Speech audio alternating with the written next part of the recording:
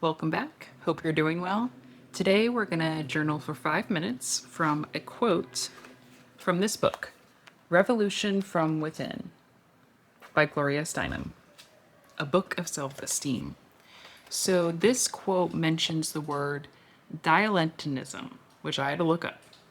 And it means the cultivation of an art, science, or skill as a pastime rather than a profession. So just want to give you some context. So here's the quote, which her friend Judy is saying. I finally realized that it isn't just dilettantism, she explained. Visual images are part of our genetic heritage.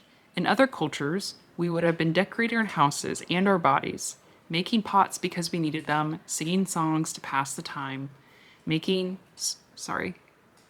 fabric for our clothes, everything. We have five senses because we're supposed to use them.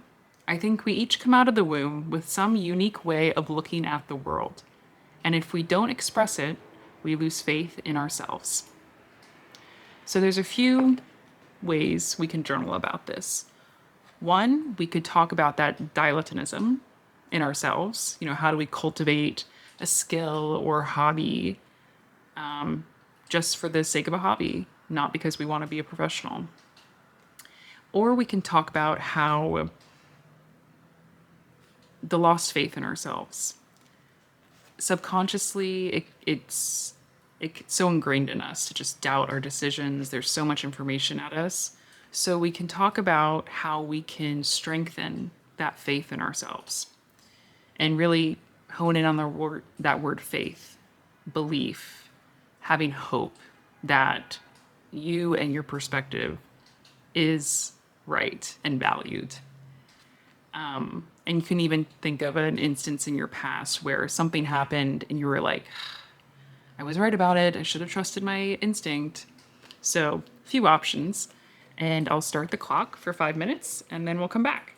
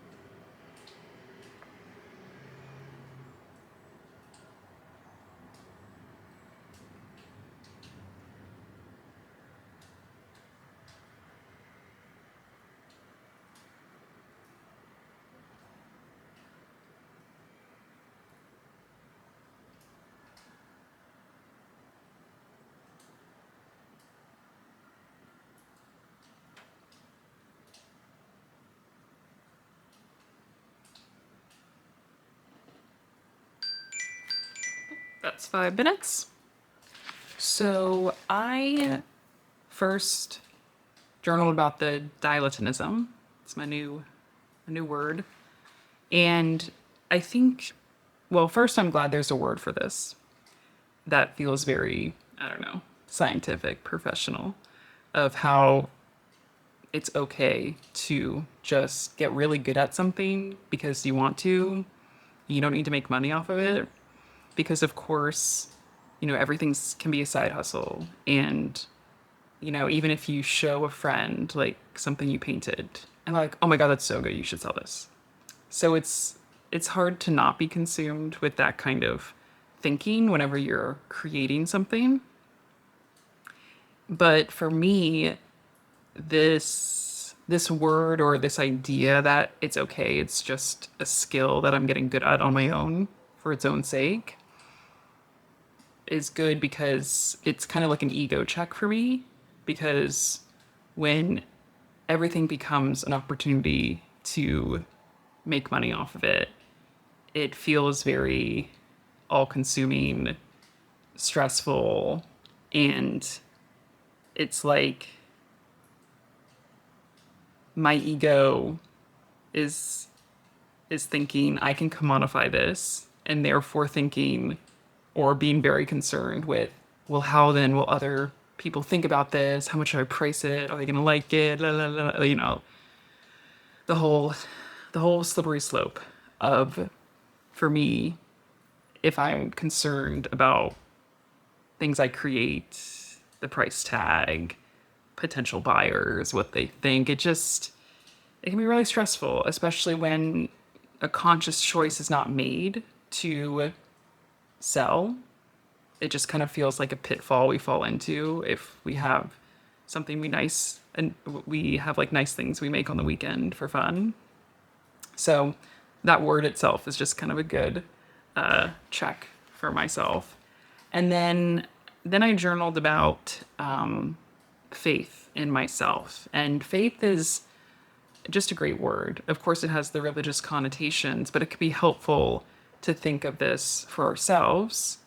So, faith is like a strong belief, having hope, because you're just, hoping things do work out for you in the end.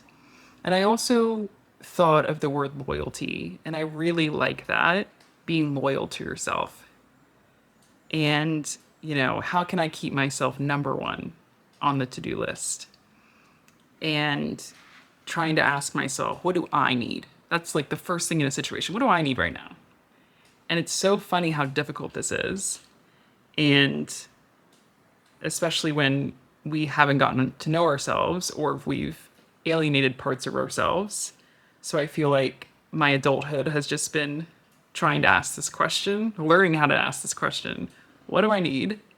And usually picking the wrong thing, being mad at myself that I picked the wrong thing, and then trying to have some self-compassion and then, going through it all over again. But I think that is how loyalty works. It's this balance between complete conviction and doubt. And I guess being able to hold those things at the same time. And I only thought of that while talking, which I didn't even journal about. So that's good. This is why I love these 5 minute journals. Can just kind of like really unpack these tangles in our head. Unpack these tangles, or like untangle the tangles.